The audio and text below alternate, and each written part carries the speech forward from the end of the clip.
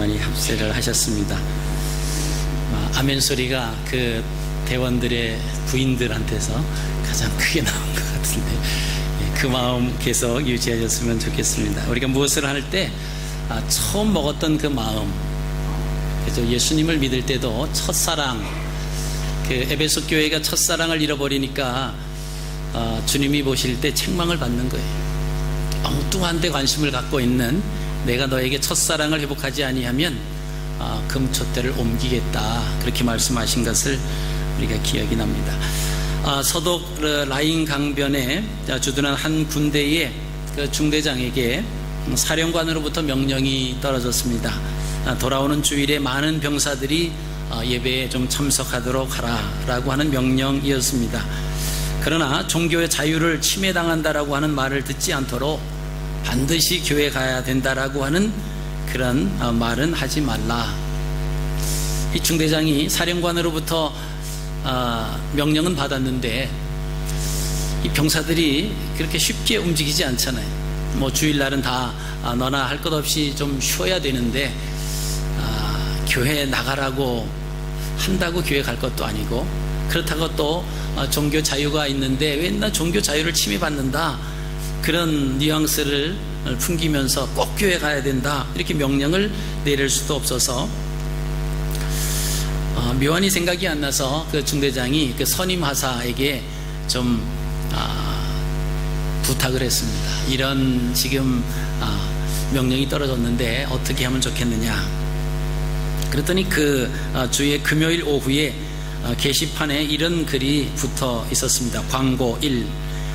완전 군장으로 열병식 훈련이 일요일 10시 15분부터 실시됨.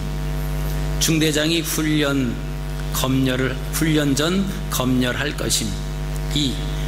일요일 주일 예배 또한 일요일 오전 10시 15분부터 부대 내 교회에서 시작됨. 3. 예배에 참석하는 사람은 열병식 훈련에서 제외됨. 이 광고가 이렇게 났다고 합니다.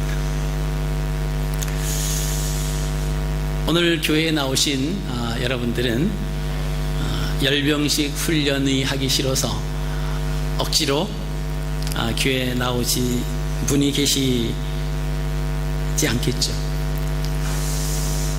열병식이다라고 하면 자기의 삶 속에서 하지 않아야 할 그런 일들을 해야 된다라고 하는, 더군다나 주일날 어떤 분은 교회 나오면서 교회 안 가면 뭔가 이번 한 주간 동안 안 좋은 일이 생길 것 같아서 길을 가다가 벼락이 떨어져서 비 오는 날 죽을 것 같기도 하고, 운전을 하고 가다가 교통사고가 날 것 같기도 하고, 그래서 교회에 액땜식으로 나오는 분들도 많이 있다라고 하는 이야기를 합니다.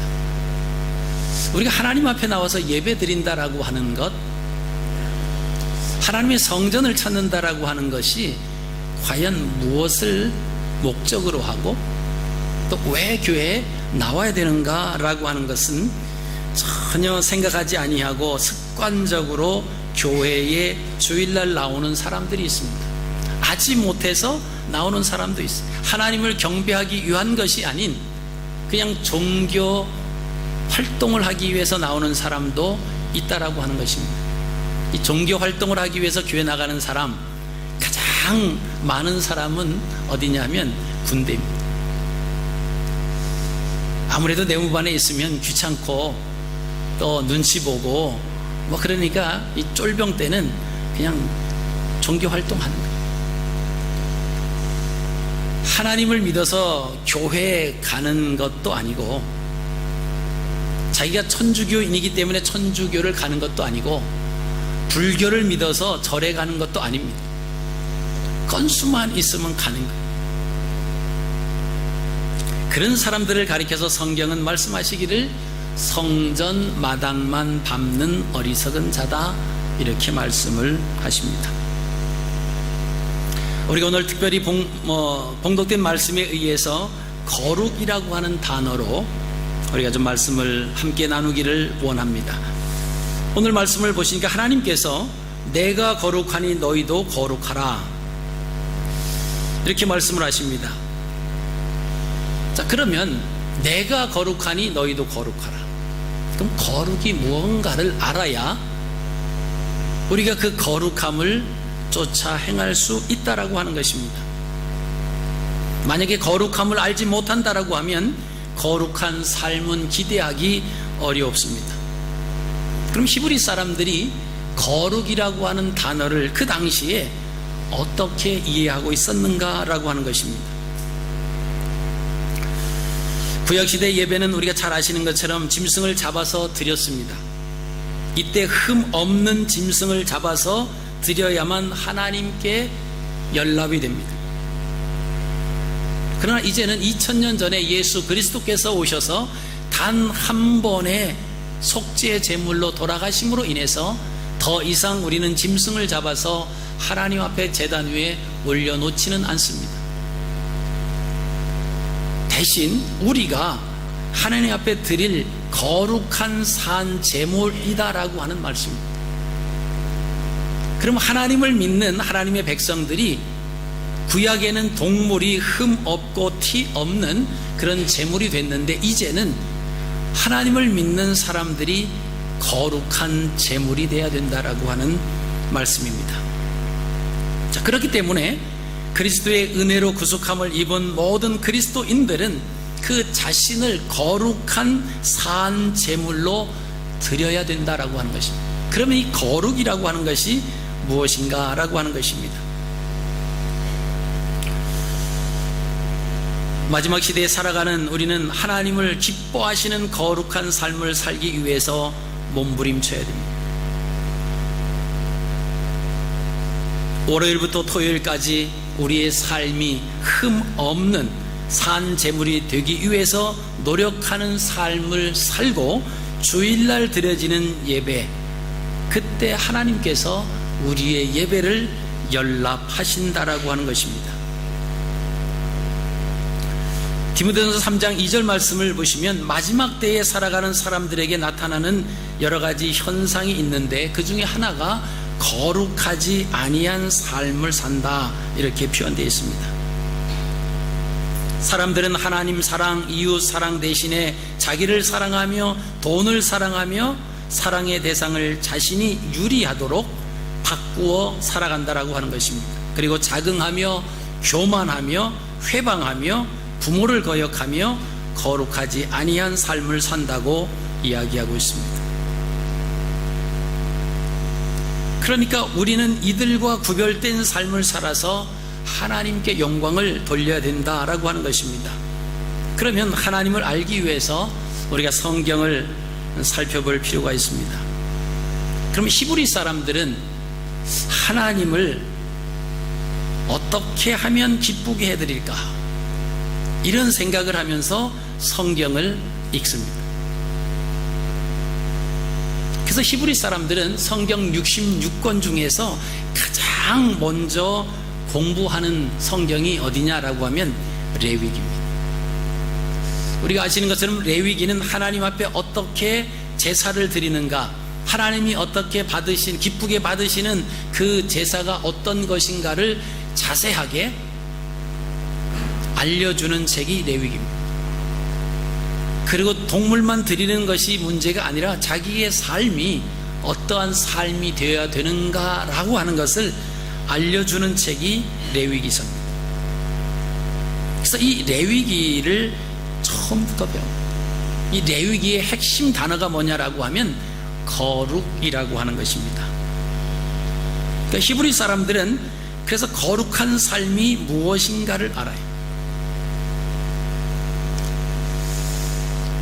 다른 사람들은 성경을 볼 때 성경의 지식을 얼마나 많이 알고 있느냐, 성경에 나오는 하나님이 주시는 그 복을 어떻게 하면 받을 수 있느냐, 이런 차원에서 접근을 합니다. 근데 하나님이 선택해 주셨던 그 백성들은 하나님을 기쁘시게 하는 방법이 무엇일까라고 하는 마음으로 레위기부터 공부를 한다라고 하는 말씀입니다.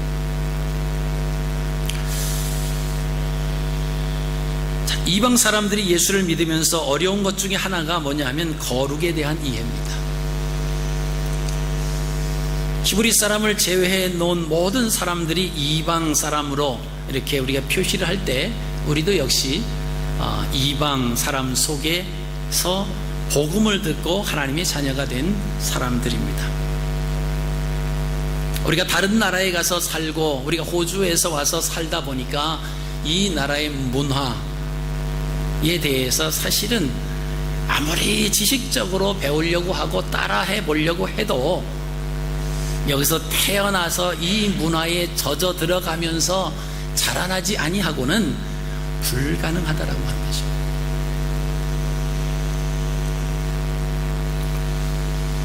우리가 예수 그리스도를 믿으면서 이해하기 쉽지 않은 것 중에 하나가 거룩입니다. 하나님께서는 내가 거룩하니 너희도 거룩하라 이렇게 말씀을 하십니다. 그러면 거룩의 개념이 뭘까? 자, 헬라 사고에서는 금욕주의, 모든 육체적인 것은 악하고 영적인 것은 선하다, 이원론적인 이런 데 적용을 했습니다. 그래서 내가 거룩하게 산다라고 하는 의미는 뭐냐? 금욕하는 거예요. 그래서 여기서 말하는 선이라고 하는 것은 하나님과의 관계를 이해하는 것이 아니라 물질적인 세계와 즐거움으로부터 자기를 분리시킨다라고 하는 그 차원입니다. 그러니까 나는 거룩하다. 그래서 그리스도인들이 거룩해지고자 한다라고 하면 청빈을 서약하고 수도원에 들어가 자신을 괴롭혀야만 했습니다. 헬라인들은 히브리인들이 이해하고 있는 거룩의 개념을 알지 못했기 때문에 그렇습니다. 우리가 성경에서 말하는 예배, 그리고 성경에서 하나님께 드리는 찬양, 그 예배는 찬양과 춤이 넘쳐나는 것이 바로 예배였습니다. 손을 들고 손뼉을 치고 모든 악기를 동원했습니다. 그리고 하나님의 선하시고 즐거워하시고 하나님을 감사하고 기뻐하는 그 시간, 그것이 바로 하나님 앞에 드리는 예배의 본 모습이었습니다. 그런데 금욕주의적 영향을 받은 예배는 그 모든 것을 통제합니다. 엄숙하고 심각하고 즐거워하면 안 되는 것으로 생각을 합니다. 이런 분위기가 돼버리니까 예배 시간은 즐거워하는 시간이 아니에요. 예배 시간은 뭔가 다운된 시간이고 뭔가 좀 거룩한 모습을 해야 되고, 교회 안에서 악기를 연주한다든가 박수를 친다든가 춤을 춘다든가 이런 것은 이거는 아주 경고망동한 모습이다, 이렇게 생각을 한 그 원인이 뭐냐? 거룩이라고 하는 단어를 잘못 이해한 헬라적 사고로부터 시작이 됐다라고 하는 것입니다. 성경에 거룩이라고 하는 단어가 447회 등장을 한다고 합니다. 구약에 334회, 신약에 113번. 근데 이 거룩이라고 하는 공통점이 뭐냐라고 하면, 거룩하면 하나님과 연관이 됩니다. 거룩하면 하나님과 연결이 됩니다. 그러니까 하나님과 연결되어 있는 모든 거룩함, 모든 것이 거룩함의 속성을 지니고 있다라고 하는 것입니다. 하나님이 거룩하신 분이기 때문에 그 분께 연결되어 있는 모든 것들이 거룩하다라고 하는 것입니다.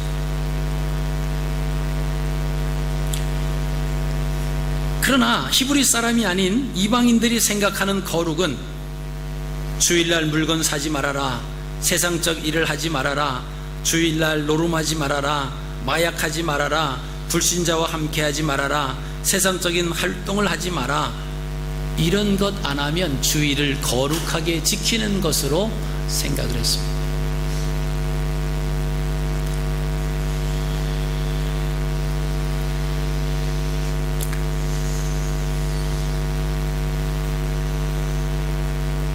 저도 주일학교 교사를 하면서 장로교회에서 제가 자라났는데, 아주 거룩하게 그 장로교 합동측에서 이렇게 자라났기 때문에 아주 거룩하게 주일을 지켜야 돼요. 교사가 됐는데 아이들이 오고 그러면 아이들 예배를 잘 드리고 뭐 그러면은 아이들에게 돌아갈 때 뭐 여름 같은 경우 아이스크림이라도 하나 사주고 싶은 마음이 교사의 마음이죠. 사탕이라도 하나 사주고 싶은 마음이 이거 교사의 마음이거든요. 근데 주일날 돈을 쓰면 안 된다라고 하는 거예요. 그 사항을 다 배워왔기 때문에 사주고 싶어도 못 사줘요. 그래서 제가 그 머리를 썼습니다. 가게집에 가서 아주머니, 제가 오늘 돈을 안 가져왔는데 또 내가 교회에서 오늘 돈을 교회 다니는 사람 쓰면 안 되는데 외상으로 좀 주십시오. 그래서 아이스크림을 사서 그 반 아이들에게 나눠주고 뭐 그러기를 많이 한 것 같아요. 그러면서 제 자신은 그래도 내가 주일날 돈 안 쓰고 돈 쓰지 말라고 하는 그 말씀에 벗어나지 아니하고 돈을 안 씁니다. 그리고 주중에 돈을 갖다 줍니다. 나중에 제가 이것이 거룩이 아니다라고 하는 것을 알고는 그때의 그 가게집 주인 아주머니가 제 자신을 보면서 얼마나 참 그런 마음을 가지셨을까. 야, 외상으로 사면 그 돈 쓰는 거 아니냐, 돈만 안 준다고 그 안 쓰는 게 아니잖아요. 이게 그렇게 눈 가리고 아웅하는 식으로 또 우리가 거룩이다라고 하는 것은 그렇게만 생각을 한다라고 하는 거예요. 우리가 하나님 앞에 나와서 예배하는 것도 주일날 예배 시간에만 거룩한 모습으로 가서 예배 참석하고 나면 하나님 앞에 구별된 그런 모습을 살고 있다고 착각할 수 있다라고 하는 겁니다. 삶 속에서 거짓과 죄악으로 말미암아서 온갖 소용돌이 치는 그 속에 있으면서도 하나님 앞에 나와서 그 부분에 대해서 얼굴 뜨거워 회개하고 돌이키지 않습니다. 얼굴에 철판을 깔은 것처럼 무슨 내가 죄를 졌냐 떳떳한 모습으로 하나님 앞에 예배하려고 하는 그 모습들이 거룩하고는 상관이 없다라고 하는 것입니다. 다시 말하면 사람들과 다르게 사는 것, 도덕적으로 완전하게 사는 것, 이것이 거룩이 아니다라고 하는 것입니다. 거룩함의 반대는 평범함이라고 하는 것입니다. 그렇다라고 하면 거룩함이라고 하는 것은 평범함에서 구별되는 것입니다.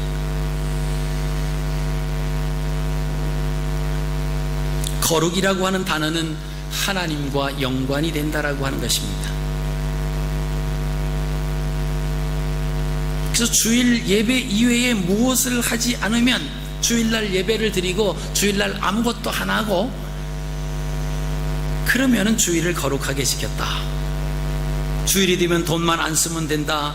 근데 그것이 사실은 기쁨이 아니라 우리를 억압해 왔다라고 하는 것입니다. 주님께서 제자들이 안식일 날 보리발 가다가 그 밀을 훑어서 먹었습니다. 바리새인들이 난리 치는 거예요. 당신의 제자들이 어떻게 안식일을 범해서 저 밀을 먹을 수 있는? 바리새인들은 안식일을 위해서 사람이 있는 거예요. 사람이 안식일을 지키기 위해서 있는 거예요. 근데 주님이 그렇게 말씀하십니다. 안식일은 사람을 위해서 있는 거예요. 사람이 안식일을 위해서 있는 것이 아니라 안식일은 사람을 위한 것이다. 여러분, 우리가 착각하면은 우리가 그런 가운데 말려 들어갈 수가 있습니다. 성경적으로 거룩의 개념은 특별하다라고 하는 의미입니다. 구별되었다라고 하는 그런 의미입니다. 그래서 하나님에게 거룩함이라고 하는 것은 아주 중요한 것입니다. 우리가 거룩하게 살지 못하면 그분의 임재가 떠나가게 된다라고 하는 것입니다.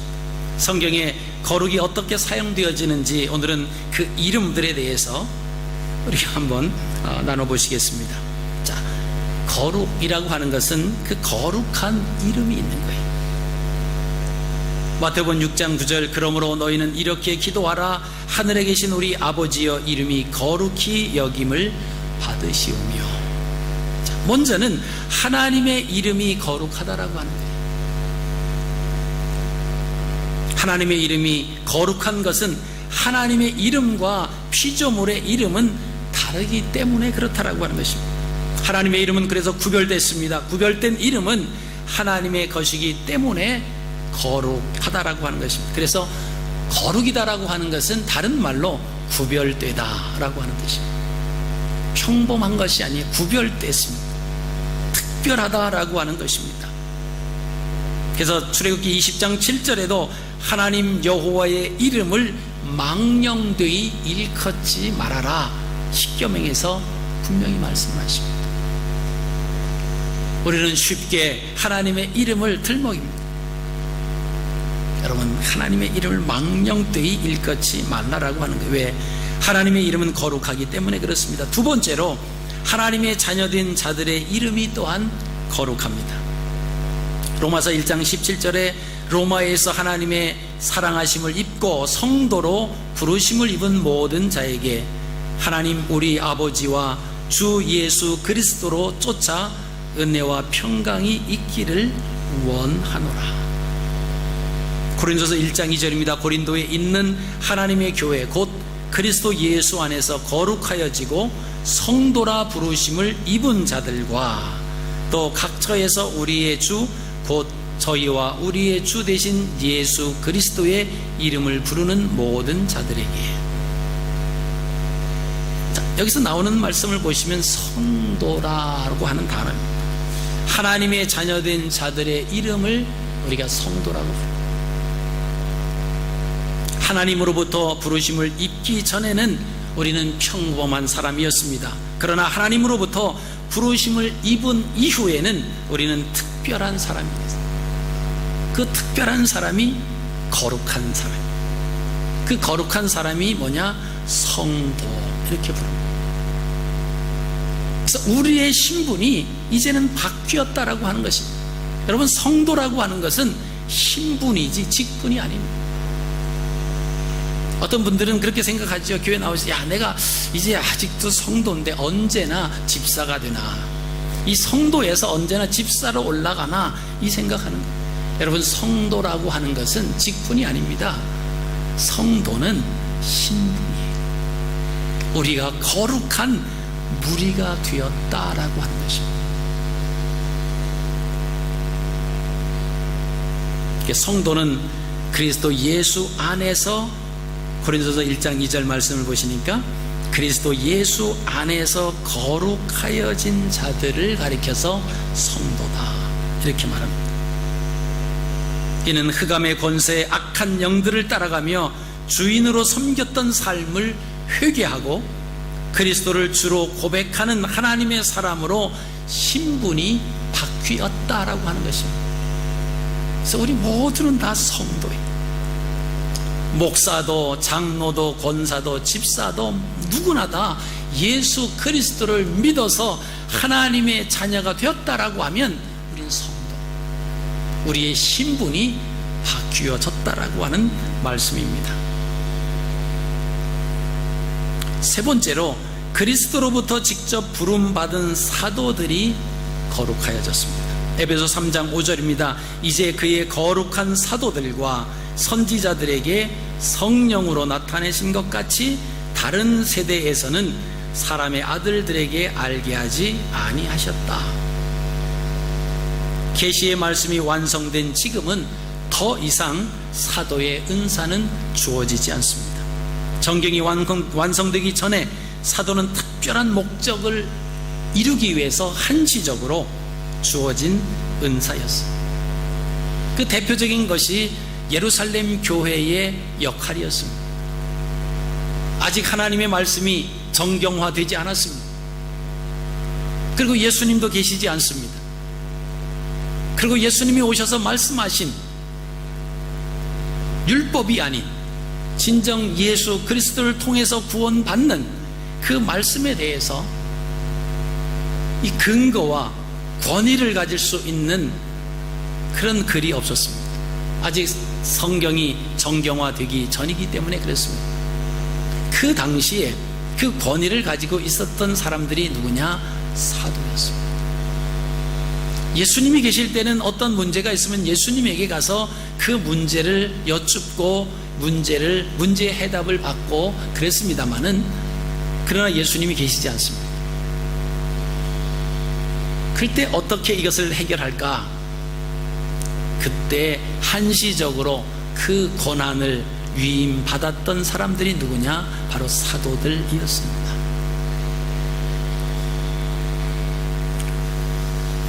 그리고 네 번째, 하나님으로부터 부름받은 선지자들이 거룩합니다. 에베소 3장 5절에 있는 말씀처럼 이제 그의 거룩한 사도들과 선지자들에게, 여러분, 선지자들도 이제는 더 이상 그 은사가 주어지지 않았다라고 하는, 성경이 완성되기 전까지는 사도와 선지자들이 그 은사를 받아서 역사를 했습니다마는 이제는 더 이상 그 하나님께서 그 은사를 주시지 않는다라고 정경화 만들면서 아예 못 박았습니다. 지금도 내가 하나님께로부터 온 선지자다 이렇게 가끔 말하는 이단들이 있잖아요. 성경 말씀을 통해서 보면 그것은 잘못됐다라고. 이젠 더 이상 사도요 선지자라고 하는 그 은사가 우리에게 있지 않다. 그러나 그 사도와 선지자라고 하는 그 이름이 거룩한 이름이었다라고 하는 것을 지금 말씀을 드립니다.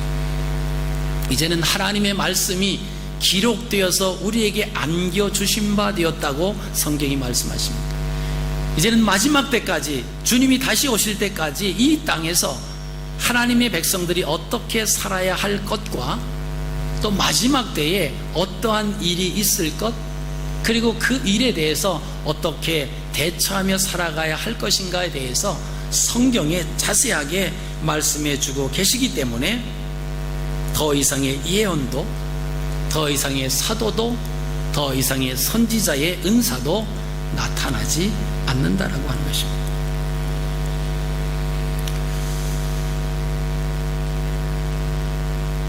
마태복음 10장 41절 말씀을 보시면 선지자를 영접하면 선지자의 상을 받는다라고 하는 그 말씀이 있습니다.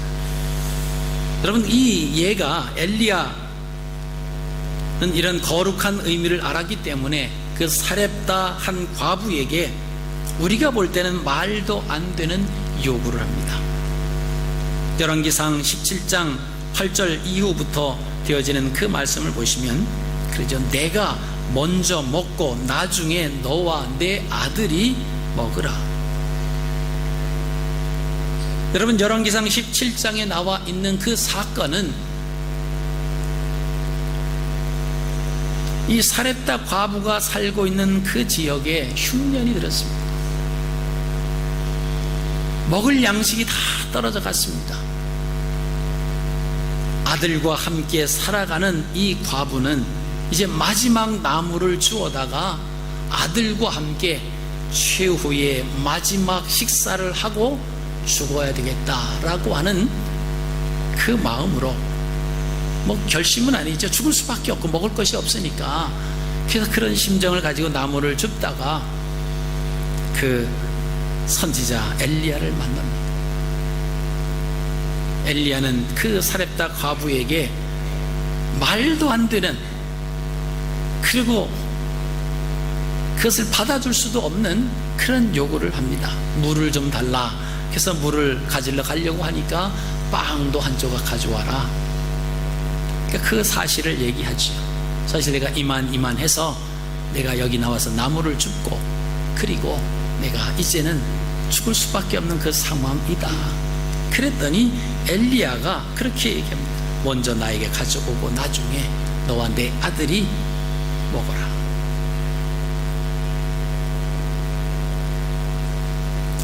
사렙다의 그 과부는 엘리야의 말을 믿을 수 없었지만 그 말씀을 순종합니다. 불가능한 것이라고 확신할 수 있는 사실이었지만, 그러나 이 사렙다 과부는 그 엘리야의 말에 순종을 합니다. 그럴 때 기적을 체험한 것을 우리가 보시게 됩니다. 사렙다 과부의 거룩은 하나님이 거룩하게 여기는 것을 자기도 거룩하게 여긴다라고 하는 삶을 실천했다라고 하는 거예요. 하나님의 말씀에 대해서 자기도 그 말씀을 그대로 받아들였다라고 하는 거룩의 실천인 것을 우리가 보시게 됩니다. 하나님께서 우리를 부르셔서 그분의 백성으로 삼으시면 우리는 거룩한 백성이 됩니다. 그래서 하나님께서 내 백성, 내 아들, 하나님의 자녀 이렇게 부르십니다. 하나님의 백성은 거룩한 거예요. 그게 성도입니다. 하나님과 연결되어 있는 사람뿐만이 아니라 모든 물건들도 거룩하다라고 하는 것입니다. 여러분, 교회 안에 들어와 있는 모든 기물, 세상에 나가 있으면 아무것도 아닙니다. 그러나 교회 안에서 하나님과 연관이 되어 있다라고 하면 그것을 가리켜서 우리는 거룩한 물건이다 그렇게 부릅니다. 그래서 성물이다. 우리가 교회 앞에 그 본당 앞에 지금 피아노가 있습니다만은 저 피아노가 이 세상에 얼마나 많이 있습니까? 세상이 아무리 좋고 아무리 잘 지어진 그 대강단에 그 강당에 놓여 있다라고 할지라도 그것은 성물이 될 수가 없어요. 왜요? 하나님과 연관이 되어 있지 않다라고 하는 것입니다. 그러나 비록 초라하고 다 쓰러져 가는 것처럼 보이는 그 성전이라고 할지라도 그곳에 있는 물건은 거룩한 물건입니다. 성물이에요. 그래서 우리가 하나님 전에 있는 성물에 대해서도 함부로 개인적 유익을 통해서 사용하려고 하면 안 된다라고 하는 것입니다. 출애굽기 19장 5절에서 6절 말씀은 세계가 다 내게 속하였나니 너희가 내 말을 잘 듣고 내 언약을 지키면 너희는 열국 중에서 내 소유가 되겠고 너희가 내게 대하여 제사장 나라가 되며 거룩한 백성이 되리라.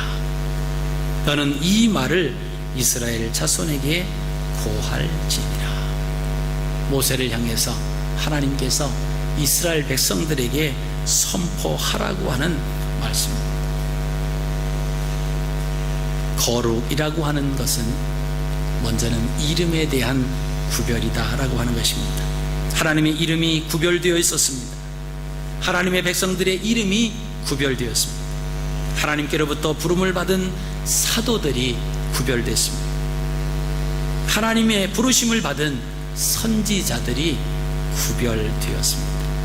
여러분, 이번 한 주간 하나님의 자녀된 백성으로 세상에서 살아가실 때 세상 사람과 똑같이 나의 유익을 위해서 거짓에 휩싸여서 양심을 속이며 살아가는 것이 아니라 하나님의 거룩한 백성으로 거룩한 마음을 갖고 승리하시는 귀한 한 주간이 되셔서 하나님 앞에 영광을 돌리시기를 주님의 이름으로 축복합니다. 살아계신